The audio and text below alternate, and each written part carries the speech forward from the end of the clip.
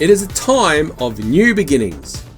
With the clans now coming together under Supreme King Cubsy, the word and focus around the world has become prosperity.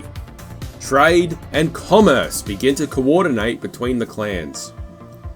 With this area to be the centre of commerce for our world, there is only one fitting style in which our ocean-faring clan should construct our first shop.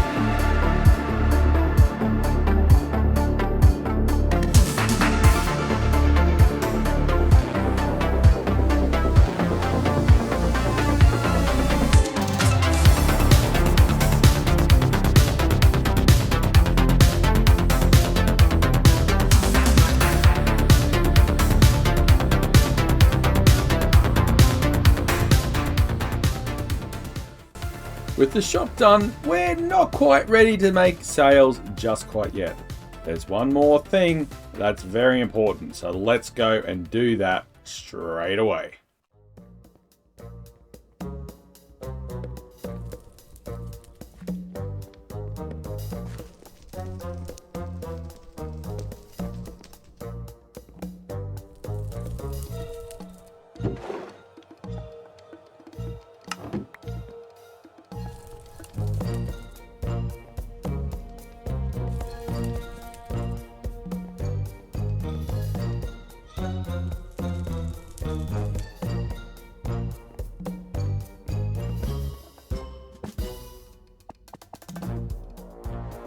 And I guess technically we're going to have to find and figure out an easier way for people to actually get into the shop.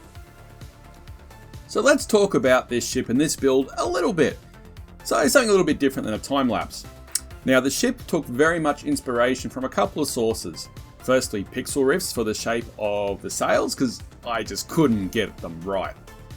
And also the actual vessel itself, the ship itself, while not a direct copy of ships found on the better Minecraft mod pack, there was very, very much inspiration taken from their design. Fitting an entire ship such as this into a 16 by 16 chunk is not easy. Now, how I decided to allow people to access the ship from the already existing dock was to put a crane, an old style medieval style crane, loading supplies and cargo from the docks up onto the ship. And how it's positioned obviously allows people just to walk up and off the ship, onto and off the ship. The inspiration for the crane came from a couple of sources. There was a couple of photos that I did find on Pinterest. Unfortunately, I couldn't find the original creators, but also in a large part by B00 from Hermitcraft. And here is our shopping district for Season 3 of Interrealms. Obviously, very much in its infancy. Here we have the shop that we've just built, the HMAS Guardian, for the Ocean Clan. And as you can see, the other clans really haven't got into it just yet, but I know it is coming. What I thought I would do this episode a little bit different, take a step away from the cinematic a little bit, and probably just explain a little bit of what we are actually doing this season, because it is a little bit on the different side. So, as you know, we have 3 clans for Season 3. Caves, Cliffs, and Ocean. And we are heading towards, in our nether highway, into the Ocean Clan's territory at the moment. So here we are at the Ocean Clan's Guardian Farm, and this was built for us by the one and only Minor Thoughts. And there's not much to be said here. This thing is absolutely insane! Much better than an Enderman farm for XP. And as you can see here, right on cue, the amount of stuff that comes through from this farm is absolute insanity. And with one swing of the old trusty sword, we can very, very easily, basically, repair all of our gear. As simple as that. And it's just absolutely nuts. I don't know whether you can see this or not, but it's absolutely bananas. I'm picking up levels like you wouldn't believe right now.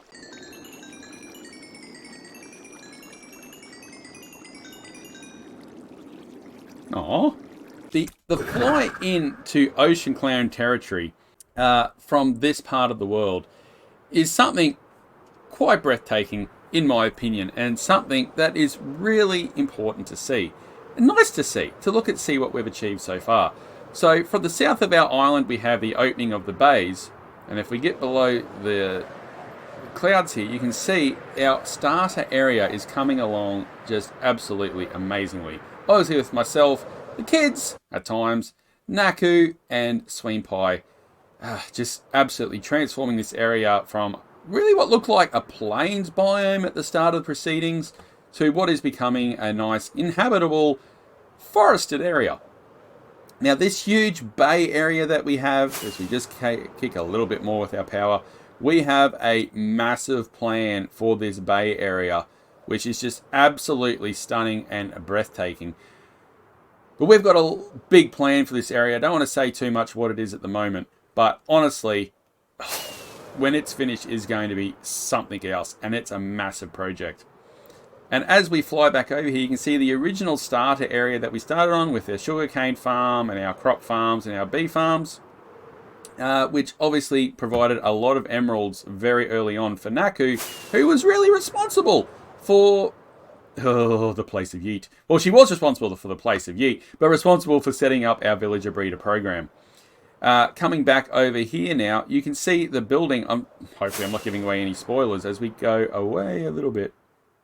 You can see the furnace house of Sween Pie, the concrete maker of Sween Pie, some flower farms of Sween Pie, just a bit of decorative area here, and obviously our clan house, where, if I can stick this landing, nailed it, where you can see this clan house of ours is going to be probably home of where we're going to be welcoming a lot of our fellow Interrealmers from the other clans eventually. Why don't we go in and take a quick look? And as you can see, we've got the red carpet welcome where we can welcome our people at the Ocean Clan reception area. And in case we're going to have some dinner soon, well, we're ready with our dining room table. So come on over, other members of other clans. We have business to discuss. So coming through here, we have our original starting area. We have the tents up on the ridge there of Naku and Sweeney, and the kids and myself down here, protected away from the wind. And our original storage, well, let's call it a system, but our original storage.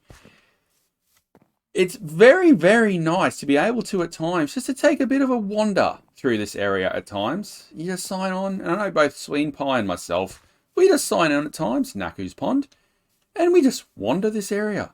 Especially with the shaders on, sometimes it can look absolutely amazing, and the area is coming together really, really well. That's that's our starter area, our communal area. But obviously, we are going to plan on having our own areas as well.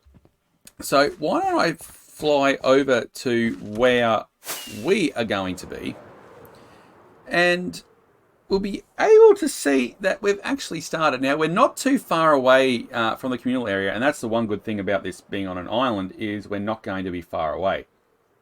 Now, over here in the bay in which I'm going to build, you can see coming into frame now is our power battery. Now, one of the things for the Ocean Clan is that our power source for this season must be kelp. You know, we can't go lava, we can't go bamboo, we can use coal, but we wanted to be renewable, and we have decided, and the way we're running the season, obviously, is we were going to do kelp. Nailed it. And I think it's episode 2, episode 3 that this one was built, and it is still going really, really well. Obviously, down below here is where all the kelp will grow. It's taken out by flying machines, and when we need some fuel, we just come over and collect it. But that's not why we're here at the moment. We're here to look at what our plans are for our channel for this season.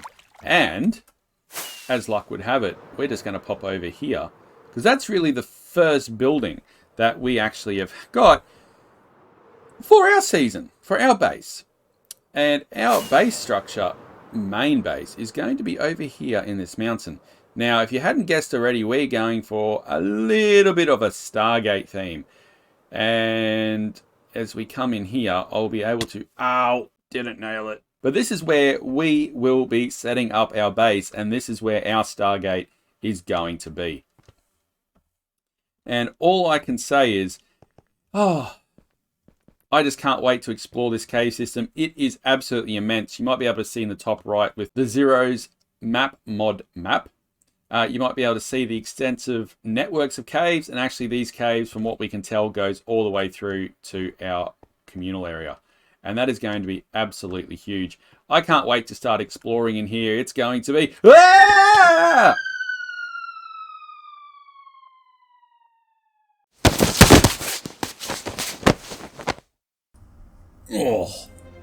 Oh.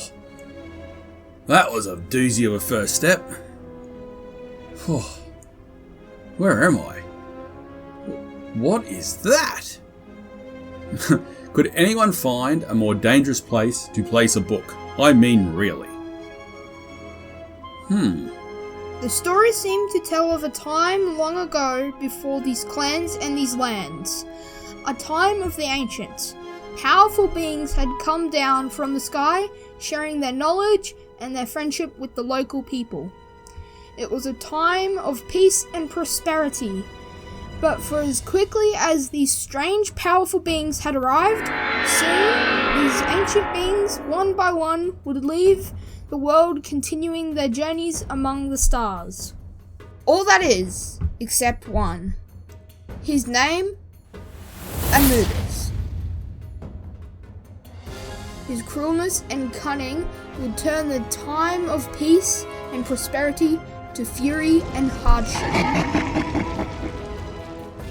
The people of these lands were enslaved, forced to mine day after day, night after night in large underground quarries.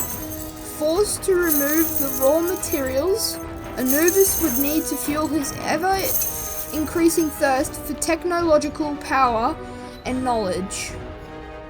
After a time, the people had had enough. The details from the tale are too horrific to share with you, but eventually the uprising succeeded, and soon Anubis was captured and imprisoned in the depths of his own mind. Knowing that this would not contain the power of Anubis long, the people summoned another ancient power, known as Chaos. Chaos, recognizing the danger Anubis presented to this world, was able to draw out the very essence and power from his mortal body and encasing it forever sealed in a crystal tomb.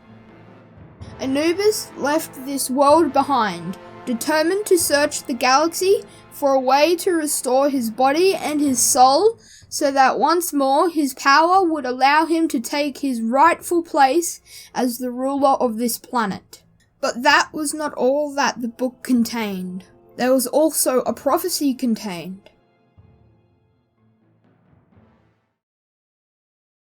Well then, I wonder what that means.